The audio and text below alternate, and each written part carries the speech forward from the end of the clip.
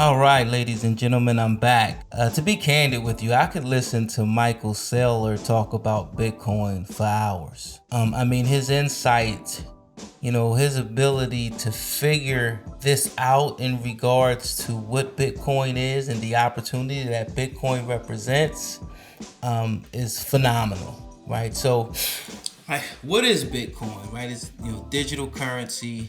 Some people call it a store of value. Some people call it property. But I think when Michael Saylor starts to talk about energy, right? And he used the example of, if you put $1 billion in the bank, right, then you don't necessarily make yourself richer, right?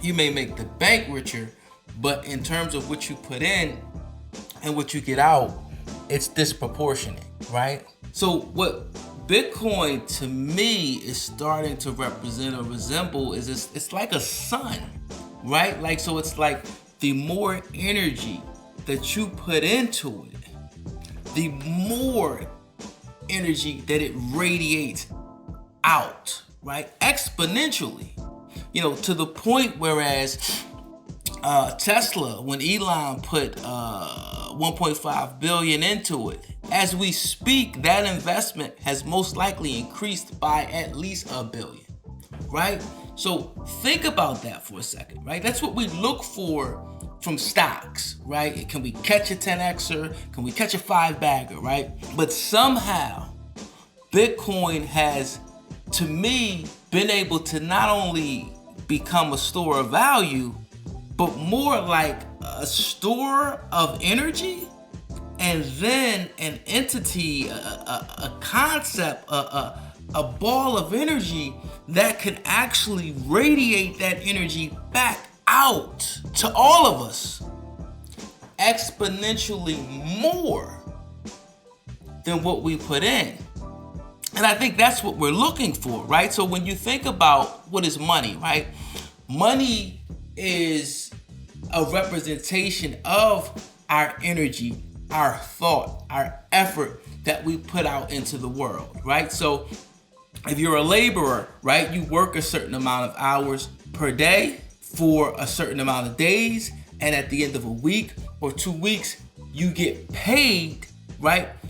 Money, a check, fiat currency, which is a representation of that energy, that effort, that labor, that behavior that you put out, that you exhibited over a 1 week or 2 week period, right? And I think we all can agree on that, right? Think about the early days in barter, right? If you work for a butcher, the butcher may pay you in meat because that's the only currency that the butcher has. So you work there for a week, the butcher gives you some meat, you take that meat home, and then, some of that meat is going to be rationed or portioned, or a portion made for you and your family to eat. And then the rest of that meat, you're going to try to find the milk person, the egg person, the clothing person, the candle person, right? So you're going to attempt to exchange that meat for other things that you need, right? So at some point, as the Rothschilds and your bankers realize that, okay, you give me your gold, right? Because we're not going to hold meat and things like that, and it'll represent a certain amount, and then we will distribute currency so that human beings can just exchange that currency instead of lugging candles, chicken, meat, what have you around, right? So, then at some point, banks started to realize that at any one given time, they only had to have a certain percentage of that gold available, whereas a human being would actually come in and, withdraw that. So then they were able to take a large percentage of the people's money or our money and then invest it, make business decisions, and, flip it, or, bring returns on the money which wasn't theirs, they were just storing. And then, for us doing that, they would give us a small amount, right? A little interest here, right? And, for us, a lot of the interest became, the higher rate we would get in return, the more risky that investment would be, right? So you fast forward it to now, to whereas our labor, our mind, our creativity, the reward or return on that is fiat currency, which is constantly depreciating. So when we work, when we think, when we put out effort, what we're getting paid, right, in fiat currency is constantly diminishing, right? And the argument is that cash is depreciating at about 15% a year. So the work that I did is not even holding up, because what I was paid for it is now consistently decreasing, right? And some people don't think like that, right? They don't think long term. They don't, understand how to measure that, so they don't care, right? One of my close friends, and I'm actually trying to get him, on the channel, because his enlightenment, right? When he started to understand what is actually happening with money, he talked about, one day he goes out and he sees someone that he doesn't think is as successful as him wearing an Nietzsche outfit. And he said he goes home, he burns his Nietzsche, he gives it away, and he's like, I've got to step my game up, right? So now the cost for him to look fly, right, be impressed, have that self-esteem, that prestige that he tends to get from the clothes that he wears, was taken away from him, so he had to step it up, right? So that was one of the things that made him start to understand cryptocurrency, the value of Bitcoin. Another thing was, he put $500 in a bank in 2014. And he said, Kamar, how much do you think that $500 is today? And I said, okay, well, interest rates are zero now. It's $504.32. And he laughed. He said, you're somewhat close. It's actually $500.62.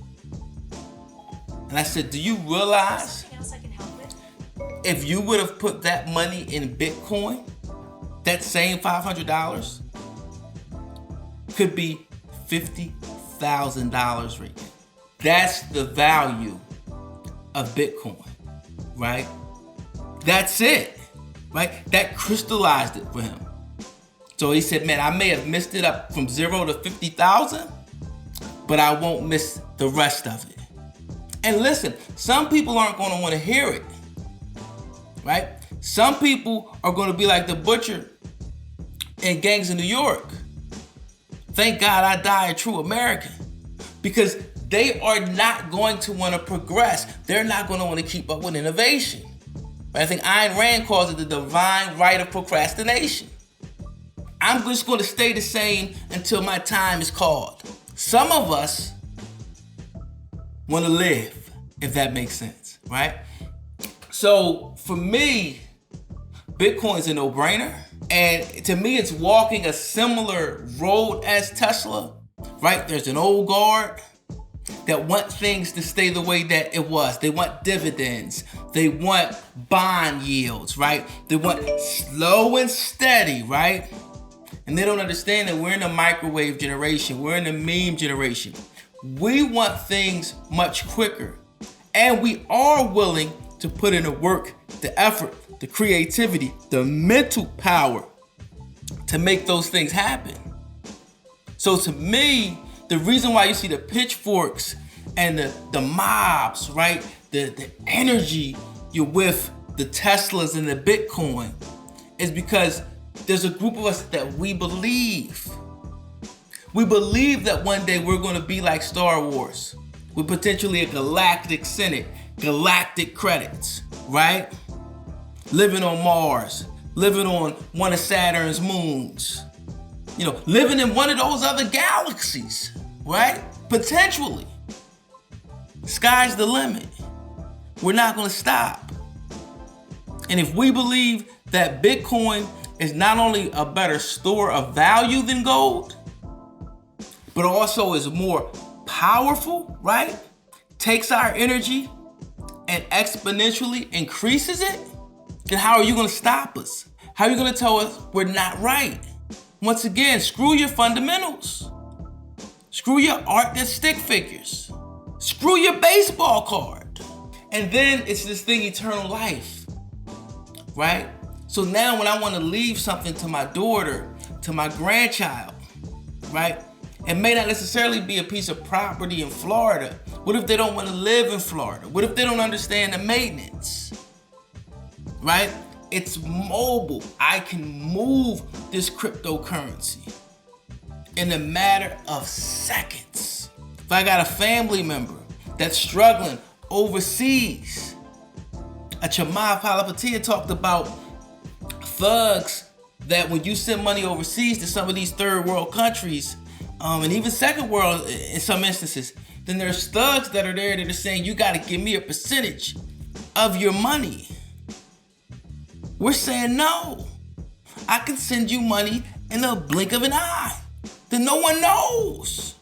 So no thugs can beat you up and say, give me 10%. Because one government takes 10%, the thugs take about 15%. And before you know it, you lose a $25 to $50 or 25 to 50 cents on every dollar that you give your family overseas. We don't want that. So that's why when Michael Saylor starts to talk about Bitcoin as eternal life, it's going to be one of the easiest ways to leave something to that next generation intact, if not significantly, and I mean exponentially, worth more than it actually was when we owned it. And that's huge. That's huge. So it's a store of value, but to me, it's a more store of energy. And it takes that energy and then it spits it or spews it back out significantly stronger with more power than was put in. And I think that's what we want from our efforts.